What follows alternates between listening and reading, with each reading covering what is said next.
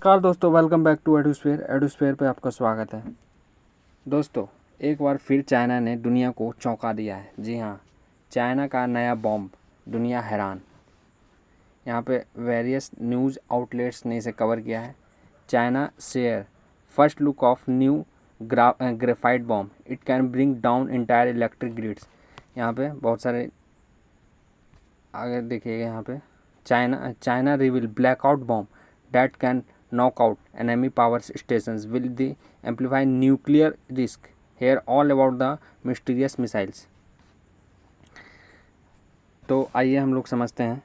एक ऐसा bomb test किया गया है चाइना की तरफ से जिसे ब्लैकआउट बॉम्ब बोला जा रहा है और दुनिया भर के स्ट्रैटेजिक एक्सपर्ट्स के बीच हलचल मच गई है। क्या ये बॉम्ब एक कन्वेंशनल है या फिर कोई नया तरीके का इलेक्ट्रॉनिक वॉरफेयर वेपन है?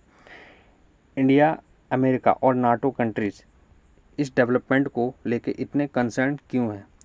आज इस वीडियो में हम पूरी तरीके को समझेंगे। इस ब्लैकआउट बॉम्ब का टेक्निकल कॉन्सेप्ट क्या है, क्या ये एक साइकोलॉजिकल वॉरफेयर का हिस्सा है, और सबसे इम्पॉर्टेंट इंडिया के लिए इम्प्लीकेशंस क्या है इसमें।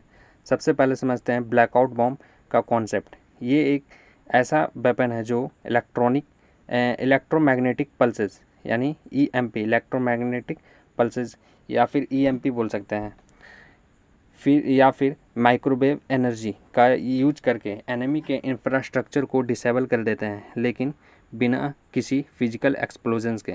एग्जांपल के लिए हम लोग समझते हैं, जब ये बॉम्ब किसी सिटी के ऊपर डिटोनेट होता है तो उस एरिया का जो पावर ग्रिड है, military radar systems, communications network सब सेकंड के अंदर ब्लैकआउट हो जाता है। इससे पहले हम लोग देखते हैं इस वीडियो में।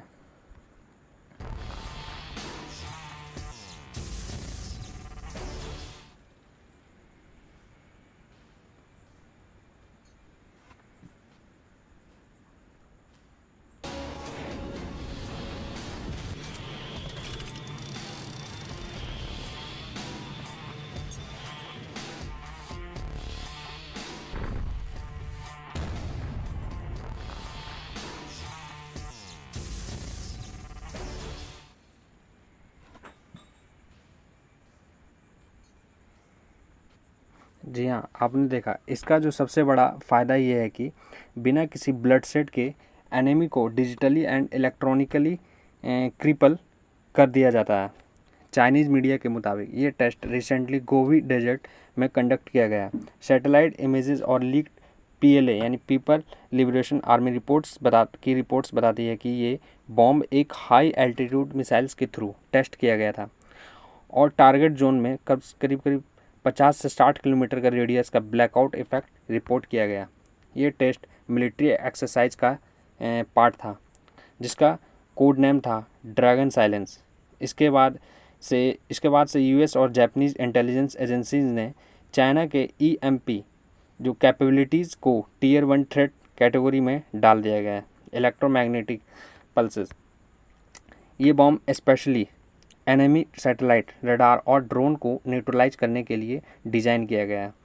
दुनिया के top powers specially USA, India, Japan and Australia ने इस पर इमीडिएट रिएक्शंस दिया है। अमेरिका ने अपने मिलिट्री बेसिस को EMP शील्ड ऑर्डर दिए हैं बनाने के लिए।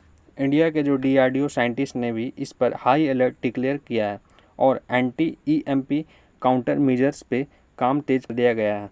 जापान ने तो इस बॉम्ब को स्ट्रैटेजिक प्रोवोकेशंस तक डिक्लेयर कर दिया गया है। आप खुद सोचिए, जब वर्ल्ड पावर्स ओपनली चाइना के इस बॉम्ब को से घबरा रहे हैं तो इसका स्ट्रैटेजिक वेट कितना बड़ा होगा। अब सबसे इम्पोर्टेंट सवाल है, क्या इंडिया रेडी है?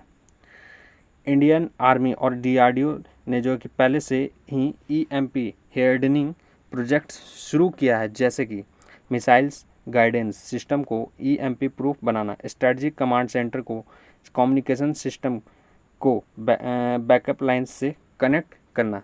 बट इंडिया के सिविलियन इंफ्रास्ट्रक्चर जैसे कि पावर ग्रिड हो गया, मेट्रो रेल सिस्टम्स और टेलीकॉम नेटवर्क्स, ये सभी जो है ना कि अभी भी वल्नरेबल है। इसका मतलब अगर कल को कोई EMP टाइप अटैक होता है तो हमारा major urban infrastructure, temporarily collapse कर दिया जा सकता है। कुछ एनालिस्ट का कहना है कि चाइना का जो ये टेस्ट किया है सिर्फ साइकोलॉजिकल डोमिनेंस दिखाने के लिए। जब दुनिया रशिया, यूक्रेन और ताइवान टेंशंस में बिजी है, तब चाइना क्वाइटली अपनी मिलिट्री टेक्नोलॉजी को टेस्ट कर रहा है। ये एक सिग्नल है, we don't need nukes to win wars, we can switch off the world in 1 second. ये स्ट्रेटजी काफ़ी सिमिलर है कोल्ड वॉर इरा के स्टार वॉर्स प्रोग्राम जैसा, जिसमें एक्चुअल बॉम्ब कम और फियर ज़्यादा इम्पोर्टेंट होता है। तो दोस्तों, आज के इस वीडियो में हमने समझा कि ब्लैकआउट बॉम्ब क्या होता है, चाइना ने इसे क्यों टेस्ट किया, दुनिया का रिएक्शन क्या था और इंडिया के लिए क्या लेसन्स हैं। ये बॉम्ब फ्यूचर वॉरफेयर का ट्रेलर हो सकता है, जहां बुलेट्स नहीं बैंडविड्स मारेंगी।